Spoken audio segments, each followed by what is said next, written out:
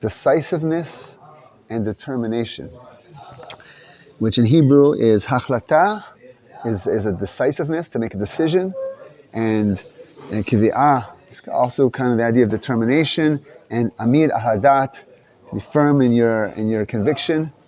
And so, as we always start, we're going to do something creative in honor of the Admor of Piaseczna, that stressed that we be creative in our Judaism and make our own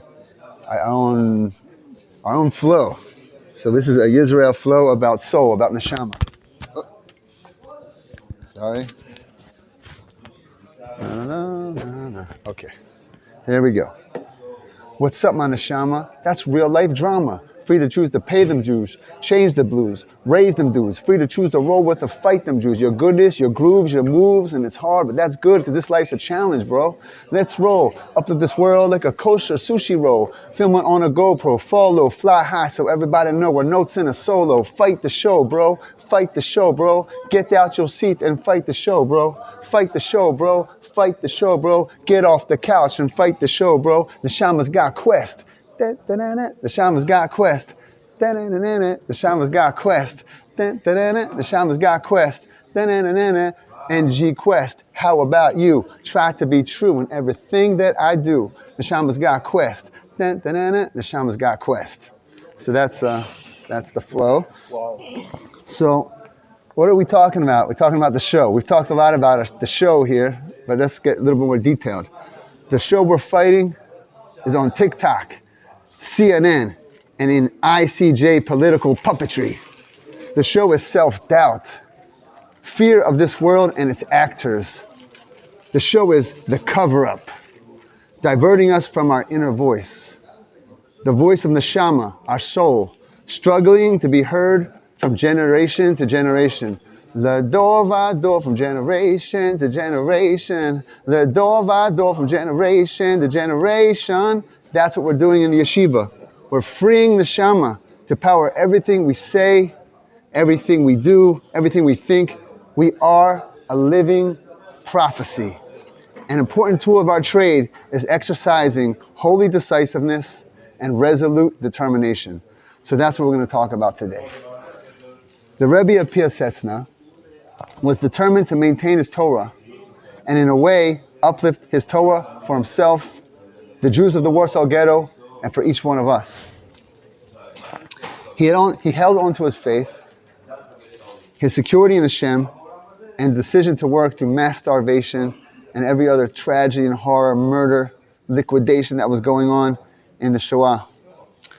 And while he was doing this, he stayed true to his ideals.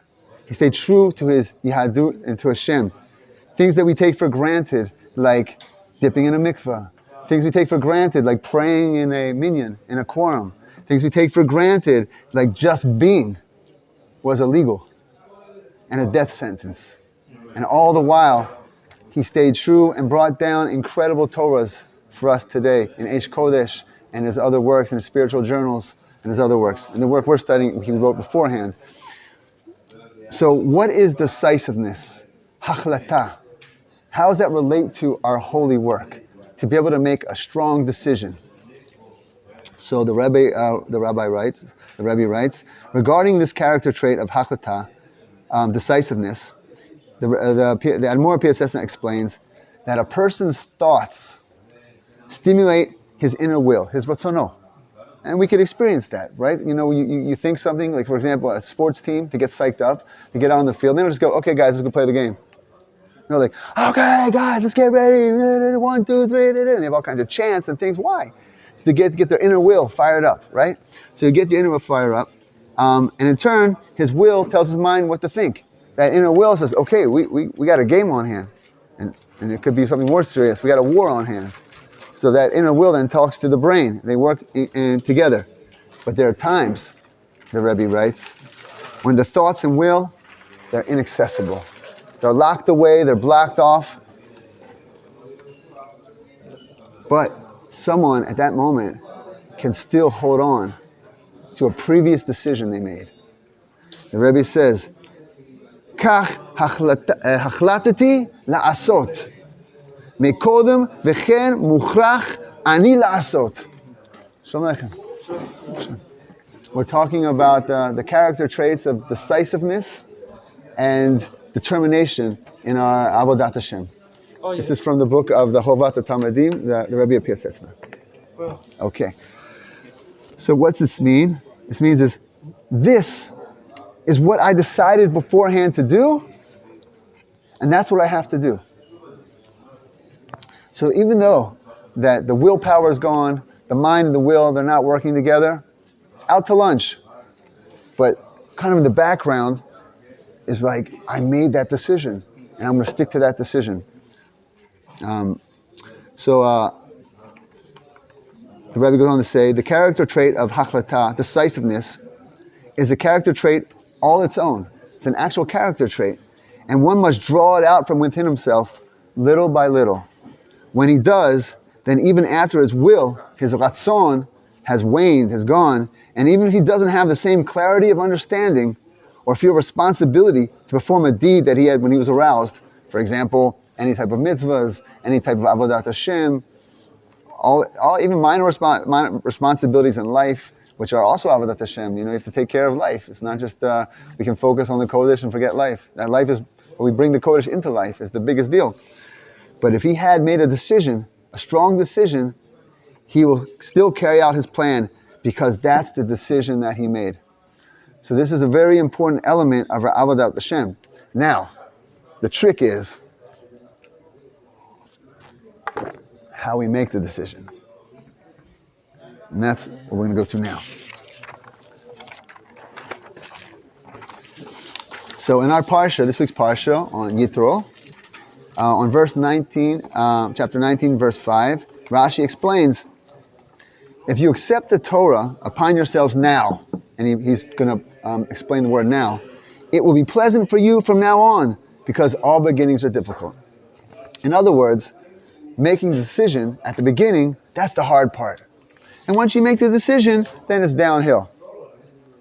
Does anyone hear a problem with that? So you're saying with anything, once you make a decision, everything becomes easy. That's what Rashi is saying. But, anything? Huh? Anything? That's what Rashi is saying, and now I'm asking myself a question. It doesn't work like that for me. Oh, because a lot of people are unsure. Unsure? That's exactly on point. But still, just because you decide to go, say for example, to the gym or to go do labor, it doesn't make it easier just because you decide. It just makes your journey a bit more straightforward. 100%. And now we're going to take that same idea you're saying about like, wait a second, it's still very hard, the journey. Yeah, I made the decision, but the journey's still very hard. And we're going to see how this works with our sages versus us. So on this very point, like for example, I was thinking about like Rosh Hashanah resolutions. Say, yeah, this year I'm going to do X, Y, and Z. Okay, it's not so hard to make that decision. Okay, this year I'm going to stop doing this, or I'm going to start doing this. And what happens? A week goes by, you're gung-ho. 2 weeks go by, 3 weeks go by, a month, it's like, oh man. They start waning, and sometimes you forget totally, move on. So it seems like it doesn't make much, it's the opposite by us. Like it's easy to make a decision, but sticking with it, that's the hard part, like you were saying. Yeah. Remind me your name? Ashton. Okay, so my rabbi here at the Machon that teaches me Gemara, Eliyahu Krupnik, Shlita, he brought a Torah on this point from his rabbi, the Gaon, Rabbi Chaim Pinchas Scheinberg, of blessed righteous memory. And he raised the same question we're raising on Rashi's statement. Making the resolution or decision, that's seemingly the easy part. The hard part then is living up to the decision. So how does he answer this question? He resolves this difficulty by saying, Rashi was talking about a different level. He was talking about when Israel's on a different level and our sages are on a different level. So when they made a commitment, it was 100%. There was no chance it wasn't going to happen. So for them, getting their whole heart, their whole soul, their whole being and saying, this is the way it's going to be, that's a lot of inner spiritual work. With Torah, exactly, like with Torah, Avodat Hashem. Same with everyone in Machon Meir. So for them, making that commitment, that was it. It was done. So Rav Scheinberg brings a Gemara to make this point. He's in Bava Metzia on Daf Pei Dal Amud Aleph. It's a famous Gemara, so it's good to have this in your back pocket. So about 1,770 years ago in Judea, Rabbi Yochanan was bathing in the river, and he was known to be one of the most beautiful people ever. And he Rabbi Yochanan, okay? And he was renowned for his beauty, and he didn't have a beard.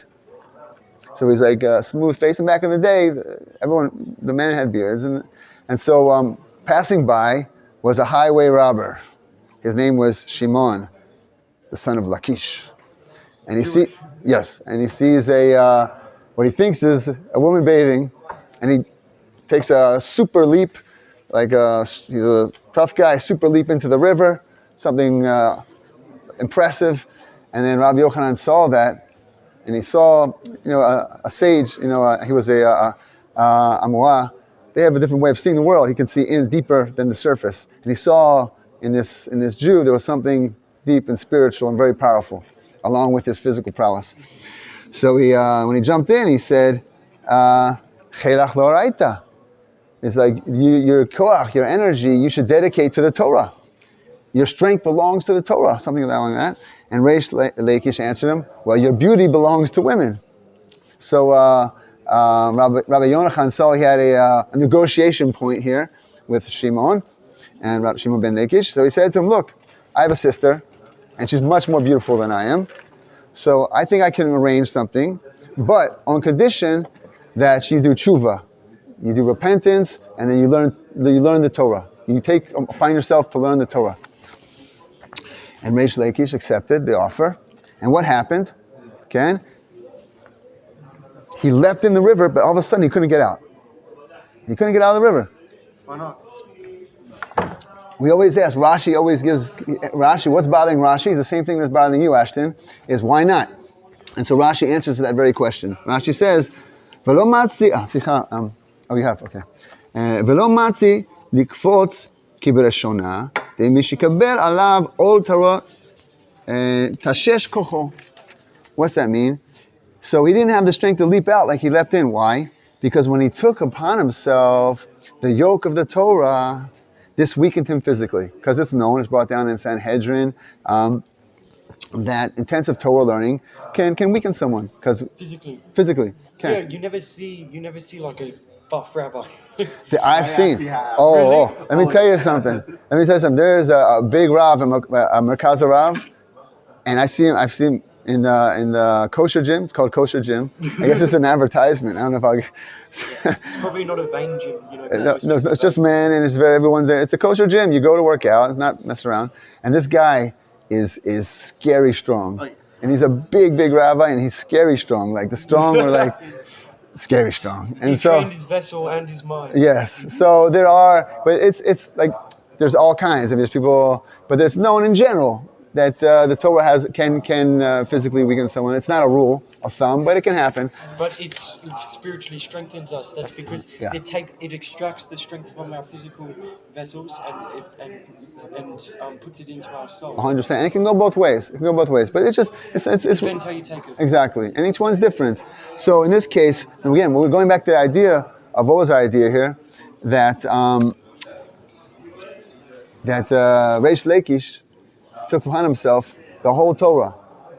Okay? And so at that moment, he was weakened. But there's a question.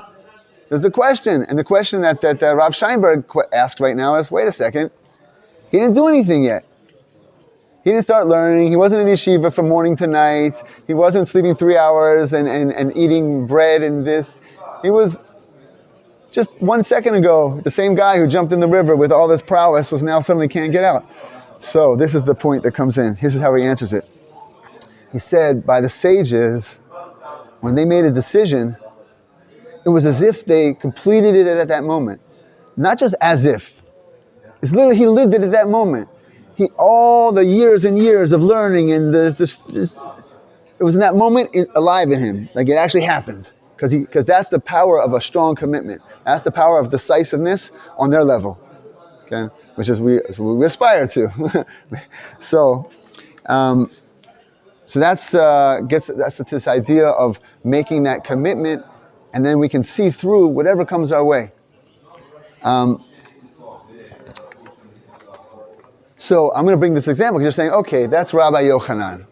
Okay, Yosef, that's Rabbi Yochanan, but how does that help me? Okay, like I'm not a sage in the time of the Amorim, okay? So let's bring something more recent. Let's go to the Lebanon War. This was in the 1980s, 1982. There's an American Ole. And he came to Israel. He's not observant. He's completely in love with the Am Yisrael, the land of Israel, and he rises up in the army to be in a top special forces unit. I'm not sure exactly which one, but he's behind enemy lines, and it's a mission where they don't think they're getting out alive. It's mamish, like they're pretty sure they're not getting out alive. And then some miracles took place, and he made it out. And so he had one of those moments as he'd been through enough situations where he suffered enough things that are way outside of the normal things. He saw the hand of God, he said. And he said, I got to start checking out Torah, Da'at, Yeshiva. This is too much for me not to check it out. And so he came to the yeshiva, and they said, okay, here's the yeshiva. And he said, okay, what's that? He goes, that's the Talmud Bavli. And he says, that's important. He says, and he looked at it and he goes, okay, it's done. What's it done? What's it mean it's done? So when you're in the top units, okay, they have missions, intense missions. It could be all kinds of missions. And so once they get the mission, their mindset is, whatever it may be, conquer X, Y, Z, do X, Y, Z. It's done. That it's done. Before you get started, it's done. You understand? That's the determination. And so when he looked at the Torah, he said, it's done. And he ended up, 10 years later, getting his rabbinical decree. And then he ended up becoming Rab Lazer Brody. I don't know if you've heard of him. He's one of the big rabbis in Israel, in Breslov. And he's the English translator of Rav Arush's books. And he's a major power of Torah, of spirituality, of guidance in Am Yisrael. And so the power of the decision and believing in yourself, having faith in yourself, and saying, at this moment, I'm making a full commitment. Okay. So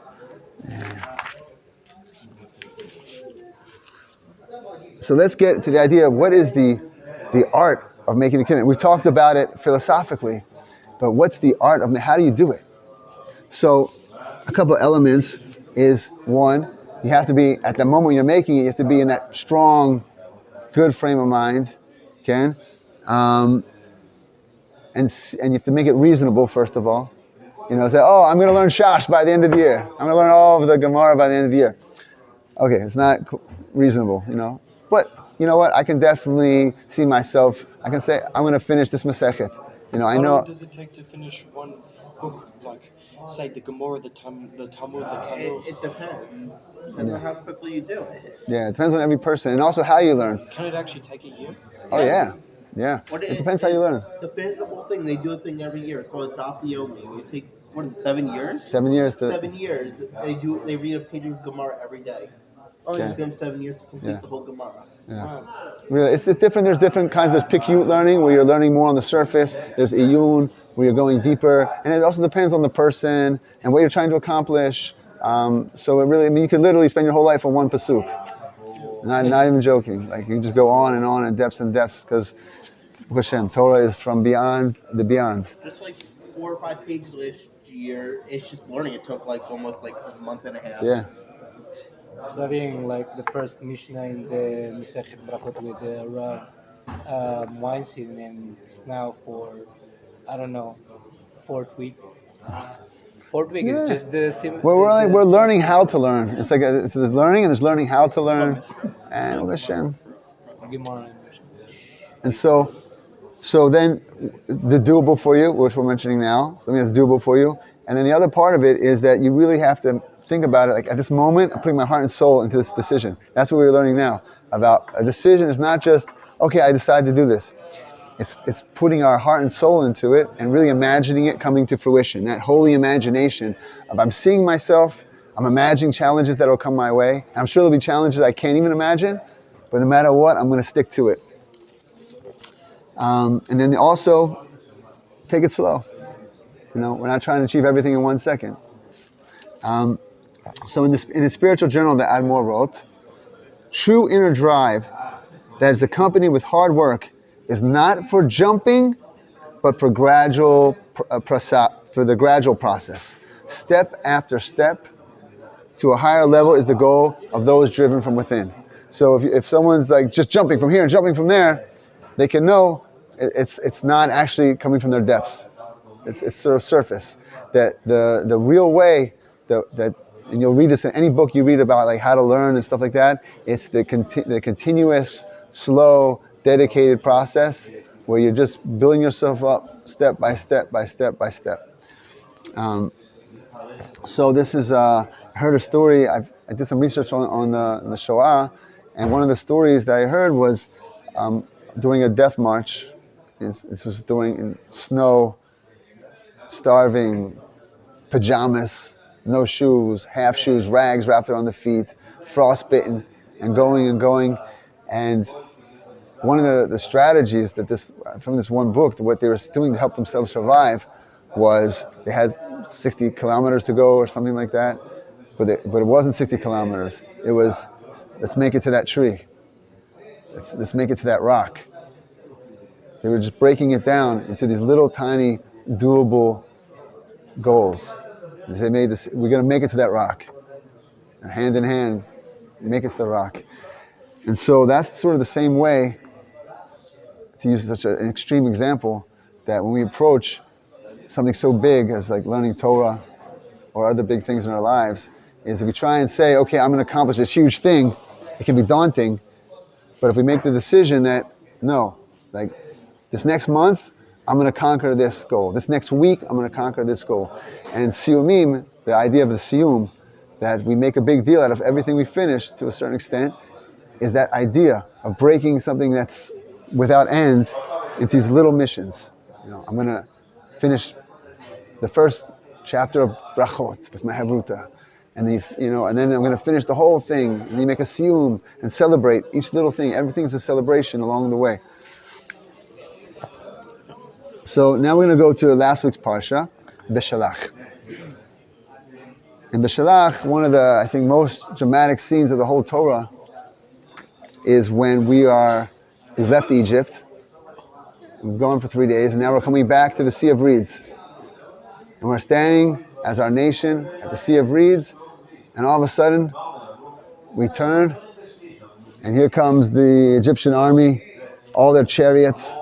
We see these chariots and the horses and the dust and the sound of this army coming forward, and you're still with the slave mentality. Even after all the miracles, we're still the slave mentality. And you got this raging sea in front of you, and broke up into 4 different groups, different decisions, what we're going to do. There's some deep Hasidic thoughts here, what's going on. But ultimately, what does Hashem say? He says to Moshe Rabbeinu, tell the children of Israel, okay, Vayasu, journey on. Journey forward, and the sea is going to split. And we were kind of on that moment of like, really, we're going to do this? We have to make that decision. Am I going to go in? Am I going to go in? And then Machon, okay, the brother-in-law of Aaron, and that's what we learned from how to choose your wife. You look at the brothers, and that's a good indication of the sister-brother relationship. And then so Machon went in, and then it says in the Midrash that the sea was divided only after Israel had stepped into it and the waters had reached their noses. Only then did it become dry land. So we went in, and we're not just talking about like getting our feet wet. It was like a raging sea where we went in. It was facing drowning. And at that moment, that's when it split.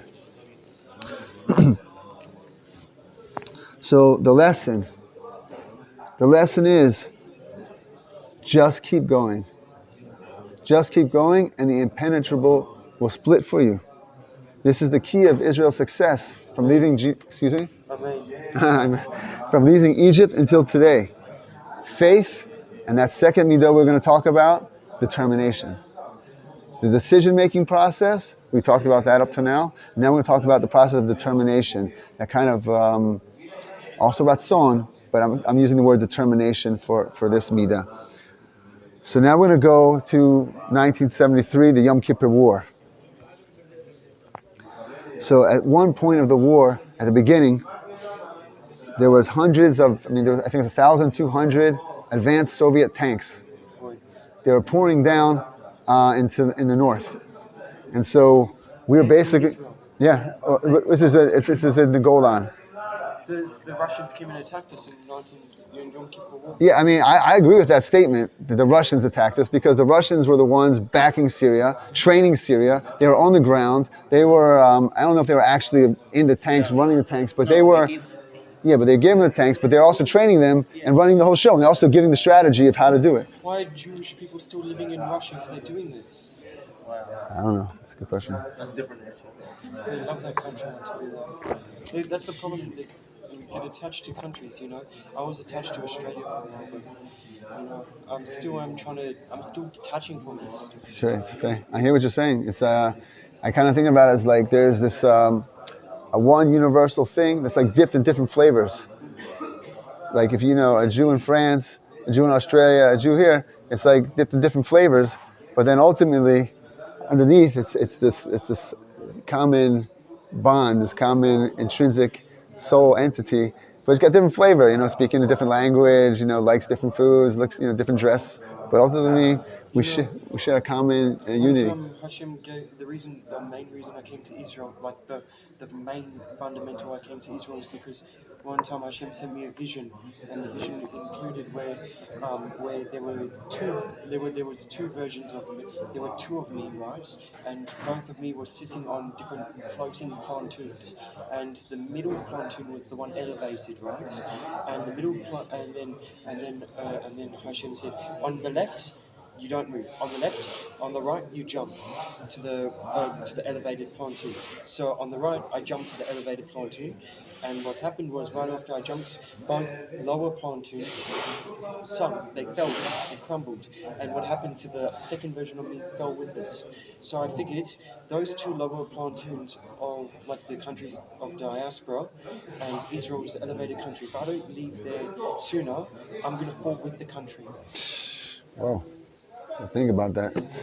Fair. You know, the whole world is crumbling slowly. God forbid, but the Goya societies are crumbling because Hashem's light is getting stronger on our world.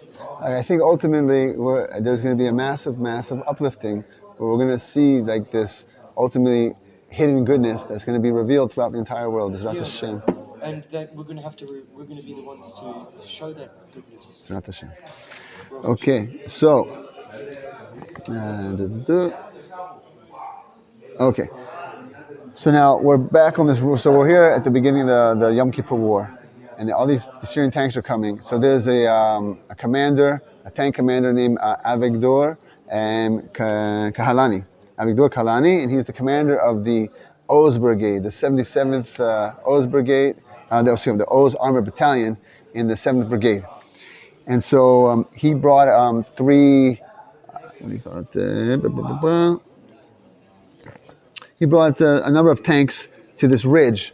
They called Booster Ridge, and it was overlooking a valley. And that's where the concentration of the Syrian push was coming up through this valley. And so his strategy worked out very well, and they're stationed up on this ridge, and they're able to start battling these tanks and these other armored vehicles coming to basically try and come up over the ridge. And once they get over the ridge, they can have an entranceway right down to pour into northern Israel. So it's sort of like the last stand. And so according to the history, we were outnumbered 15 tanks to 1. And after 4 days, non-stop fighting. And they came to the 4th day, and the Syrians are making another big push. And at the end of the day, with all the artillery fire and things, we're reduced. Our tanks are reduced down to about 7 tanks at the end of the day. And so up on this ridge is Commander Kahalani with his remaining tanks. And the artillery is coming, and they actually get pushed off the ridge. And you can imagine, you have this ridge here, and so they're higher ground with tanks, so they're able to shoot down into the valley. And they keep kind of get up the hill and over the ridge. If they get up over the hill and over the ridge, it's over. And at the same time, a helicopter lands behind with paratroopers with anti-tank weapons. So now they're kind of in this situation where coming up at them non-stop is the Syrian tanks, and behind them, and they're stuck in the middle, and so they have to fight both sides. And now they're pushed back off the ridge. And this is a moment of the moment. What's going to happen? Because if those tanks come over the ridge, the Syrian tanks, they have more powerful tanks too. They have these advanced Soviet tanks. We have British Centurion tanks. I think they have like these T-62 Russian tanks. And if they get over this ridge, it's going to be a real problem. It could be over. So I'm just going to read a little bit from what Commander Kahalani wrote in his book. So he could see the Syrian tanks' exhaust smoke rising over the ridge, meaning they were so close to getting up over that ridge. And he spoke to his tank commanders who've been fighting for like 3 days, completely exhausted. Some are like very low, if not out of ammunition. And he said one word after he tried to motivate them to get them to go, to get them to move. And he said one word, he said, Noah, move. And this is what he writes in his book, Heights of Courage. It was as if a spring had suddenly uncoiled. They were moving. A Syrian tank made it over the ridge, was taken out. The Kahalani continued. The whole line was at long last moving towards the ramps.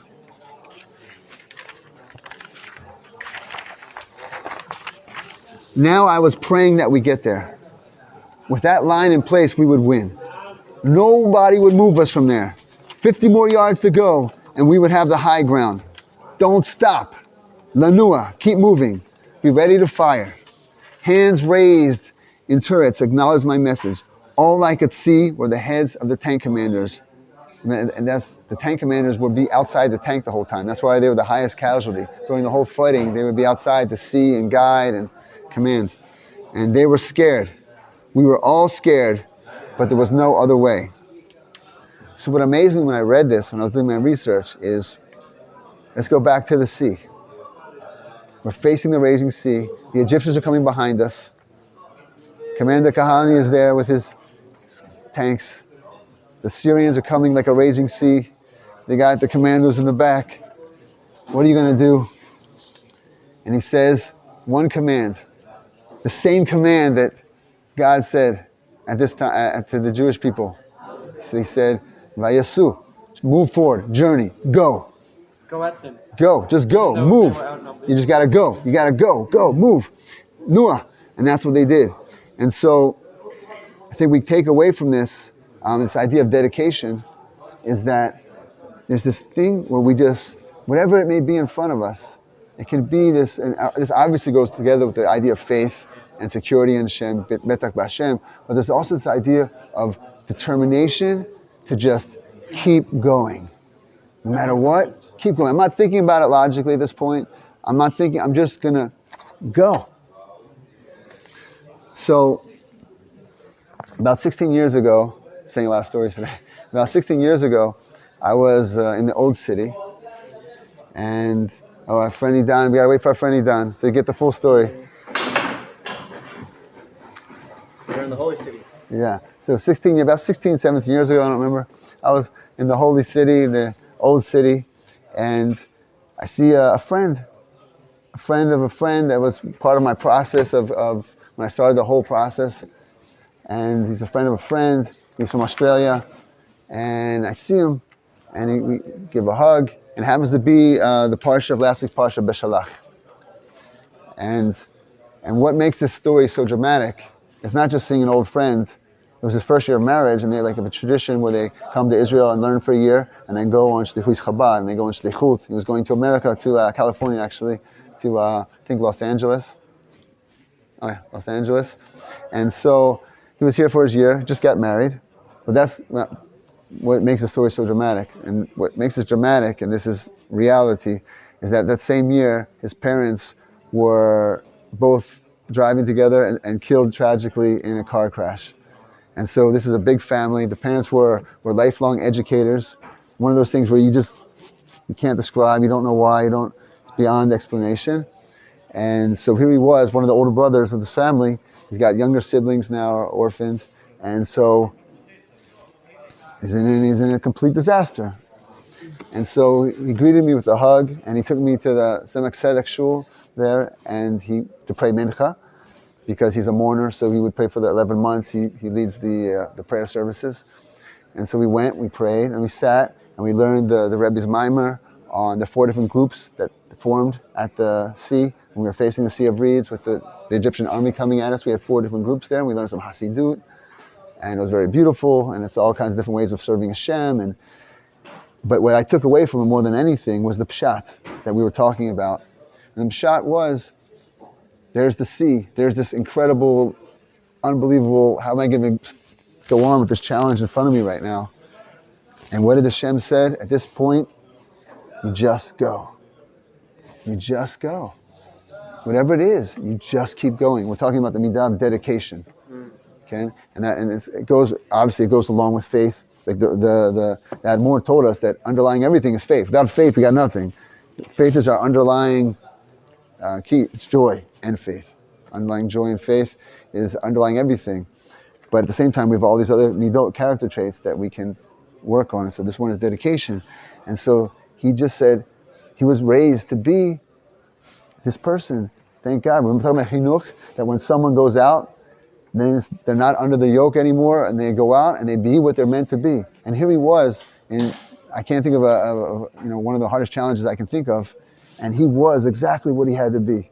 He was full on joy of life. He was just recently married, full of joy of life, full of love of Hashem, full of inspiration to give to others.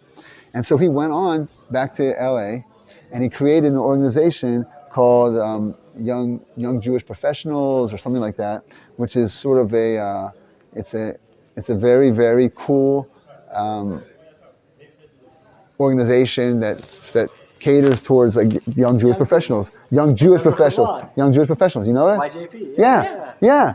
So that's the one who started it is the person I'm talking about. Very cool. Mendel. And so he's a singer. He's raised a beautiful family. He's a tzaddik.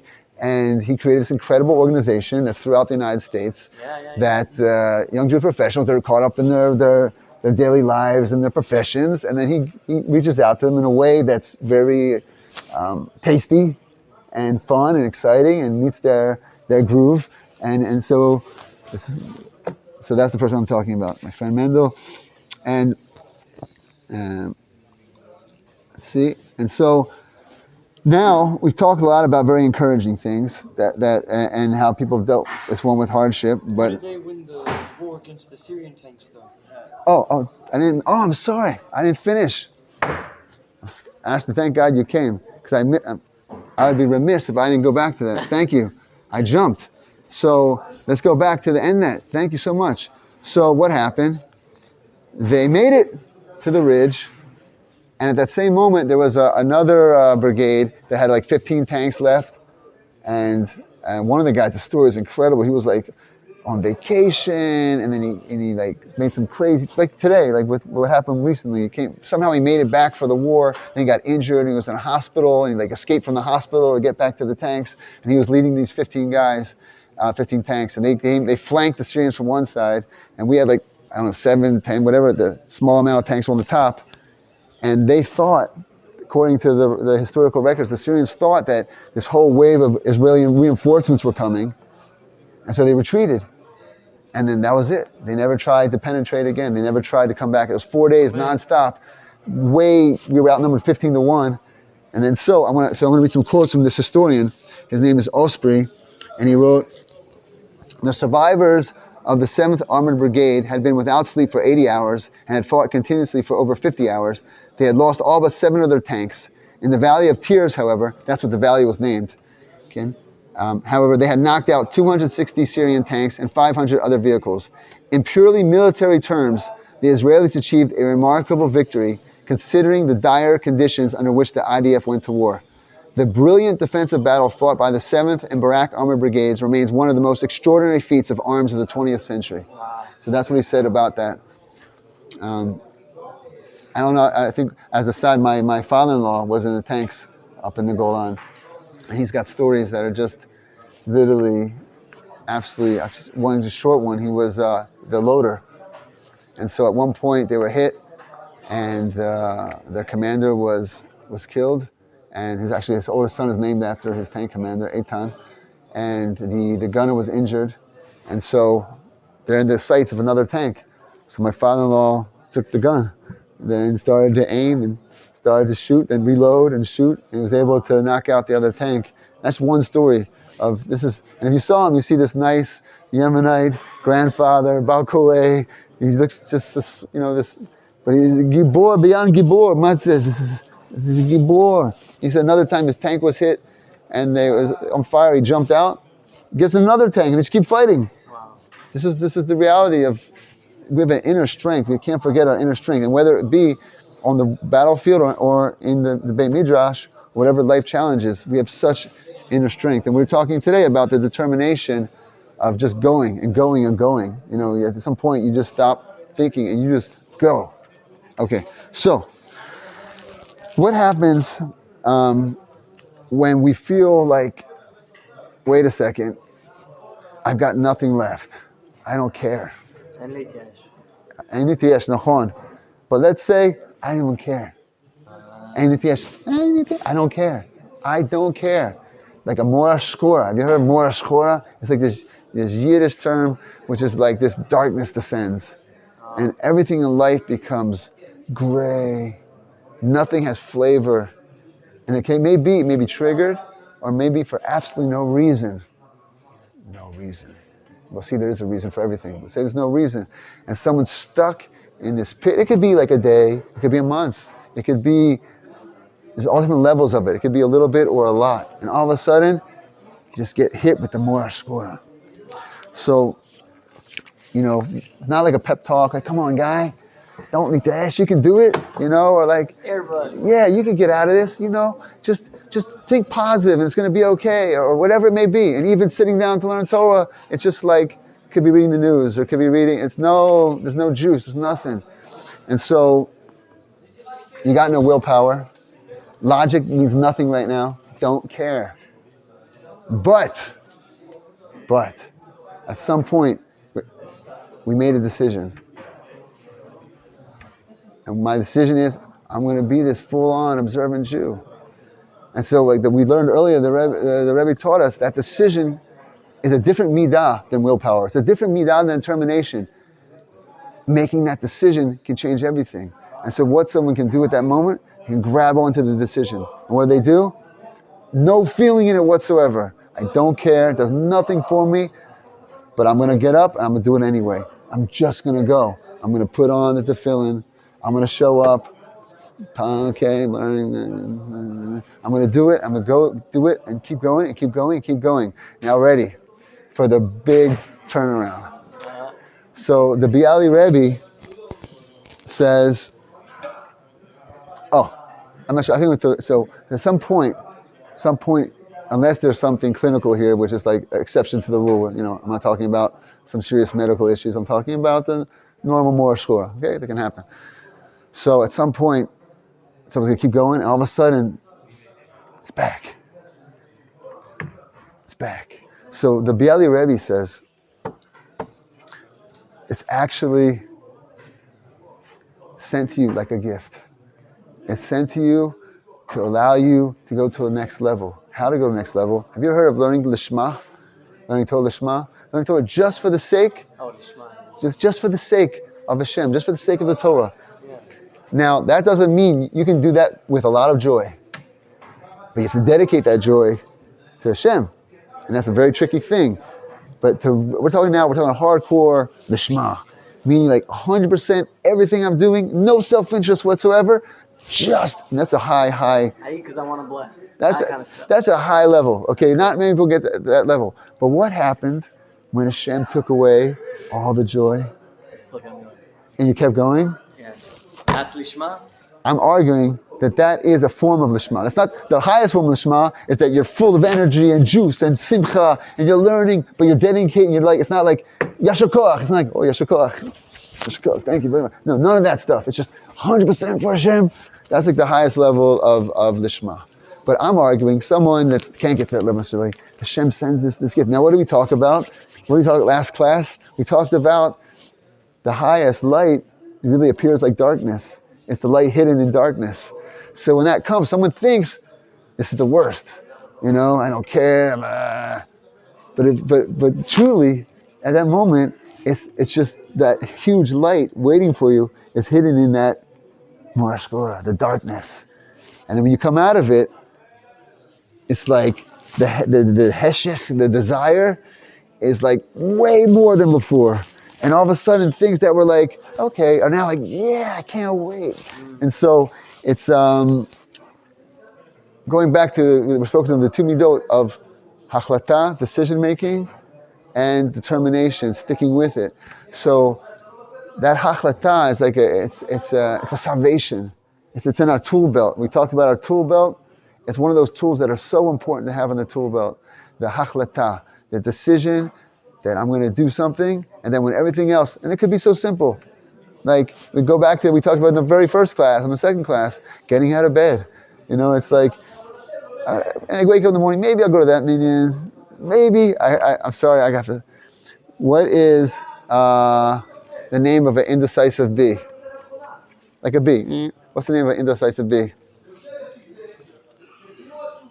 Maybe. I'm sorry, but it's applicable to what we're saying. It's like, maybe I'll do this, maybe I'll do that, maybe I'll do this, maybe I'll do that. We make that decision, and then it's like, I already made the decision. Just go with it. Like, don't think about it. Like, no. The thing that maybe was going to come in, and man, I don't feel like it, and all the other things. The decision. The decision can be like your North Star. So, we're saying that when you got that Morish Chovat on you, you're still going, but it sounds like you've lost the kavanah, you've lost the meaning within it. Right? That's you're right. Still going? You're still going. And it's not Lishma in that moment. Not Lishma in that moment. Well, it is in a sense, because why?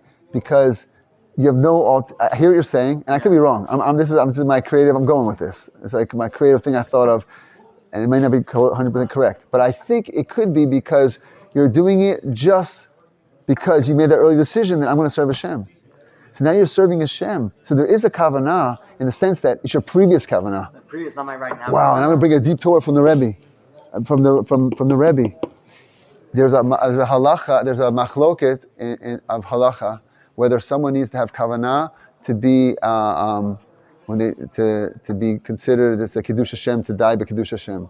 Whether someone has to have kavanah, like this is going to be for kiddush Hashem, or whether just the fact that someone, God forbid, kills a Jew because they're a Jew, that is a kiddush Hashem, because they were a Jew. So the Rebbe says, Azov the machloket. Okay? Rabbi Shapiro says, Azov the machloket. Let's go back to Yitzchak Avinu, Isaac, when he was on the Mizbeach with Abraham. Okay? There's one opinion that says no, but almost every opinion says he chose to go up there. He's 37, he's a strong dude. He's choosing to do this. He's choosing to go there because he wants to serve Hashem with everything. Hashem said this, so he's ready to go. Even though it's against logic, it's against us, it's against everything that we believe in. But he says, wait a second, that's all my logic. I'm with Hashem. And that was sort of the test for. So he went there and he sat on the Mizbeach. He became so holy that he could never leave Eretz Israel. You can't take a sacrifice out of the temple area. So he couldn't leave Eretz Israel. But what happened? He wasn't sacrificed. But he had the kavanah. He had the intention for every single Yid, every single Jew, for all time. So this is the Torah, the beautiful Torah of the Admur, of the Warsaw Rebbe Ghetto, of Rav Shapira. Rabbi Shapira, he says, our forefather, everything he did was for us. Ma'asim avot siman banim. The doings of the forefathers are signs and guidance for us. So basically, he had the kavanah for all the generations. So he says, forget the machloket, whether you need kavanah or not, because Yitzchak Avinu, he had kavanah for all of us, for all generations. So back to our midot of decisiveness and determination and consistency. So the Rebbe writes, just as it is impossible to draw out the earth's potential or reveal the treasures that are hidden within it without toil and sweat, so it is with man who was created from that very earth. And I want to read the Hebrew on this because I liked it. This is גם מן האדמה, גם מן האדם, אשר ממנה לוקח. אי אפשר להוציא את כוחם ולגלות את matmonehem belo yegia ubelo zayat apayim. Again, everything we're talking about, it's all based on hard work. Being a Jew is hard work. Okay? It's hard work. And I heard this one, someone said, someone was giving a speech in America, and I think they said, well, I'm a Jewish professional, and I'm going to introduce my brother, who was like this learned rabbi, and he goes, he's a professional Jew. And so, but the idea behind it, the serious idea, is that nothing we do in a professional atmosphere, high tech, corporate lawyer, doctor, manager of a waste department in Idaho, I don't know. Anything it's hard work. You got to be there on time. You got to get up. There's all kinds of staff problems and problems and relationships and deadlines and behind the eight ball and all kinds of, you have to be intellectual work or physical work. Life requires hard work. So being a Jew is also hard work. So the thing we're talking about making a dedication, like to be a decisive decision, to work up ourselves, to fully be in, that's like spiritual and also physical extent work of getting to that place, to be dedicated, to keep going, to do all these things, and to be a osek b'mitzvot day in, day out. It's work, but it's beautiful, and it's fulfilling, and it's world changing. So he brings the Rebbe brings a beautiful point. How does a farmer force himself to work hard? How does a farmer force himself to work hard?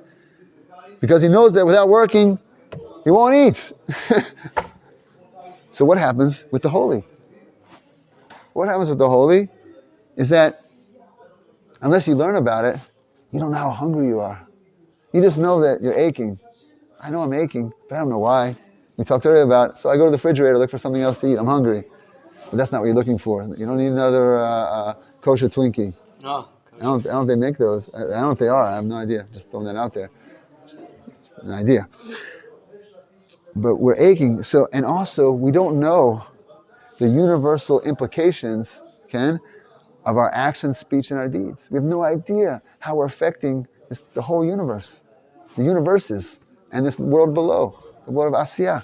We have no idea. If we knew, then I'm going to put my, and that's part of the beauty of faith, of emunah. And the word emunah is a beautiful word. It has the word in it like ne'aman, like faithful, like to a king. Like, you come what may, I'm with my king. It has the word oman, artist. Oman. So it's faith is an art, to be creative. It's not something that's dry and like I do or I don't.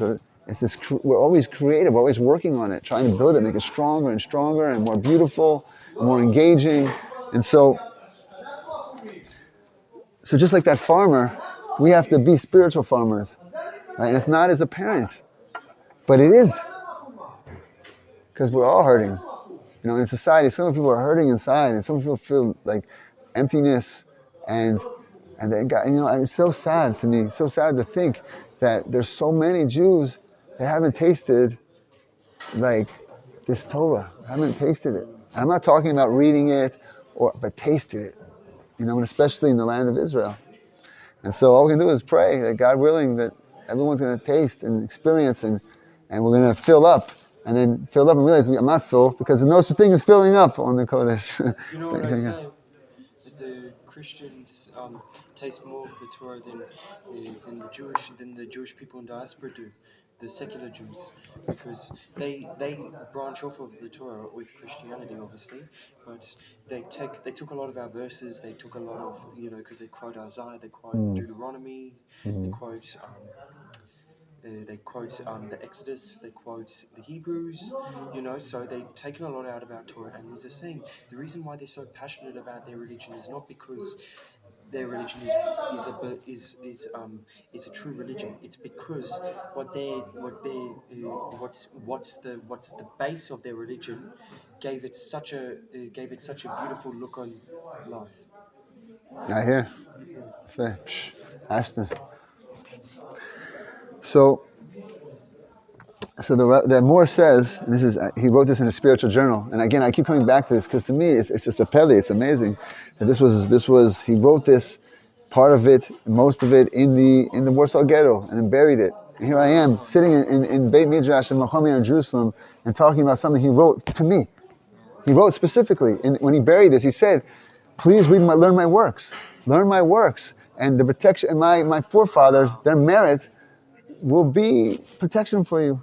What's protection? It means they've been in the upper worlds. They're praying for us, just like so. So here we go. He says, if you want to know if you've progressed on your spiritual path over the years, the way to judge is to look at your resolution, at your inner drive, and not at your wishes. What is your underlying? Where's your drive at? And we're talking about building up this consistency, this dedication. We talked about decision making, decisiveness, and we've also talked about another midah of dedication, of just going, that willpower to just keep going. And sometimes logic's involved, sometimes logic isn't involved. Okay? So, Bezrat Hashem, we'll see through for example, I know in my own path, at the beginning, there's a lot more zigzag.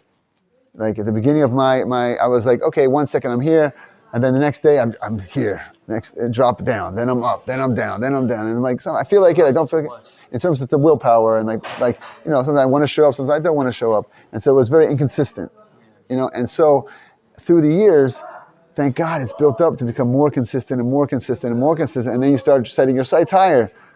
It's like, okay, now I've passed that mark, and God willing, I won't have to reface that. So now I'm on my new challenge, and then the new challenge, and the new challenge, and the new challenge, and the new challenge, and it's always going up and up and up and up. There is no end to the video game. Exactly. There will be no sad kid going, all right, I finished all the levels, man, I'm bored. Life is literally a video game. Well, yeah, our video game is a metaphor for life, in the sense that, but except that, no, it's not, because it ends. Video games are not. Video games are like, they have endings. You can finish them. No, but our soul is the player. The soul's the player. I like it. The soul's the player. We're playing. I like that. Yes. What's the relationship between dedication and discipline? Dedication and discipline. Okay. So I'm focusing on dedication. Oh. Right, rather than discipline. What are the different flavors here? Okay. So I was focusing on the idea of making a decision, and then focusing on the idea of dedication in the sense that I kind of connected to the idea of just keep going. Yeah. Like I'm dedicated to something, so I'm just going to keep going. Whether it makes sense to me, it doesn't make sense to me. Sometimes it does, sometimes it doesn't. But that's associated very much. I think there's overlap here. It's not. I wouldn't keep it in as a certain. There is. I do want to distinguish decision making from dedication. Decision making is something that stands in and of itself. And I think that was a very brilliant point that the Rebbe makes, because what we were talking about, how a decision can save you when you don't have the other elements. So it stands in and of itself. So someone doesn't have the willpower, don't have the logic behind it going right now, and they still are going to do it because I made a decision. I'm sticking to my decision. That's all I have right now, is to stick to my decision. And that can be a savior. So now dedication in terms of going with it, and then discipline. So that's a good question. I need a second to think about it. Was there a word that the rabbi translated from Hebrew to English to get dedication? Well, actually, I was kind of vibing off that. He was mostly talking about the hachlata. Ken. Right, and then throughout he's talking about ratzon. The book, ratzon is very heavy, willpower. Yeah. Your inner will. And that's another major subject throughout the whole book. And then I don't, and honestly, you get me, because I'm kind of was fudging a little bit with the dedication element, but I think it's also an element throughout the book, and definitely in my personal life, I think it's been a very important element. And I think if you look up the word hachlata, some the synonyms that I found were like kvi'ah, amir ahadat, and things like that. So they kind of can be used liberally, I think. But your question is good. I mean, usually discipline is the idea of gevurah. There's chesed and gevurah. So I'm taking this little different direction. So usually there's a balance between chesed and gevurah. Like, for example, Abraham was chesed, and Isaac was gevurah, and then Yaakov is teferet, which is the beautiful combination of the two. And that's when he was named Israel, because he was the combination. And you see, out of Abraham, one of his children is Ishmael, And out of Isaac, you had Esav. And then by Jacob, you had the 12 tribes. So you see this progression from Hesed, Gevurah. So Gevurah is discipline. And discipline is huge. In the world was, justice, discipline, all those things. And sort of a basis, that's yirah, fear and awe. Not fear, awe of Hashem and things like that. Yeah, fear, awe, and awe. And so it's sort of like the vessel, like discipline is the vessel. If you look at the physical universe, I think we talked about this before, I don't know, but I like to talk about this because it's amazing to me. We talk about freedom all the time. Freedom, freedom, freedom, freedom. But freedom is only because there are very strict limitations. How so? Your freedom that I can't go into your room and take your stuff is because I'm limited. If I wasn't limited, then I'm going to go into Don's room. Why not? I'm going to take his pillow. What's he going to do? And that creates a space of freedom. Yeah, because I'm disciplined, then you're free. Huh. Too much freedom becomes chaotic. Too much freedom is basically chaos. That's not even freedom, that's just chaos. Freedom means a balance between limitation and rights. You have a right that I don't come into your room. I'm limited because I'm not allowed to come into your room. So I heard from Akiva Tatz in one of his books, I forget which one, he was talking about the idea that's the game changer is where you put the dagesh, where you put the emphasis. If in society you put the emphasis on your rights, my freedom rights, then society becomes very corrupt because it becomes totally egotistical. Like, this is my safe space. You are not allowed to come into my safe space. You.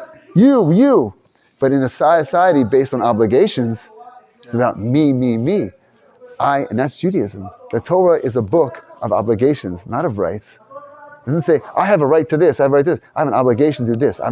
There's things that come out of my obligations, that yitziyah my obligations, but basically, I'm always thinking about what is my obligation in the situation, and what am I allowed to say? What's good to say? What should I do here? I have some free time. What should I be doing? Basically, we have a mitzvah, throw it out there. Basically, we're supposed to be learning Torah all the time. Otherwise, we're doing other things that are, other things. We have to live life and do all these different things, but also we're supposed to be.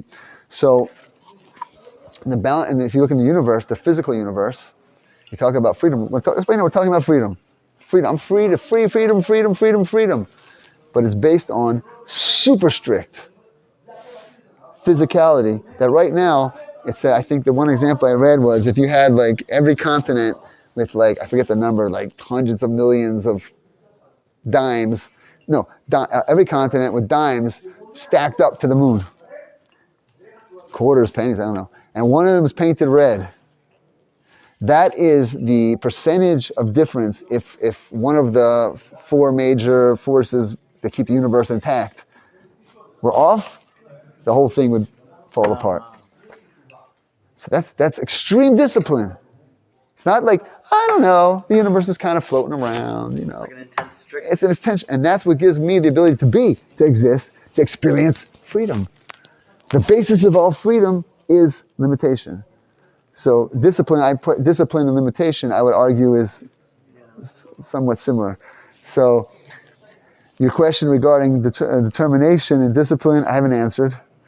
But I think hopefully that gives a flavor of how it plays into the role. So I think determination is along the lines of discipline, because it says, what's it mean? I'm going to do this, not whatever.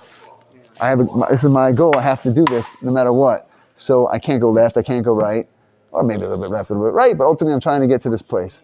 And what's discipline you're trying to. Yeah, yes. But what's beautiful, and I want to throw this out there, is that we think that there's only one scenario. Like it has to be, for me to get here, I got to go this way. But we see this: the path to Mashiach, the path is a winding path. Non-linear through some very questionable, trying circumstances. And so things that you wouldn't, if you went to like someone who's, went to an extremely observant community and said, let's talk about hey, whoa, slow down. Let's keep it kosher. But Mashiach, things that happen with Mashiach and the road to Mashiach are very off the beaten path of what we consider to be kosher. I mean, we have Lot and his daughters We have, Yehuda and Tamar and things like.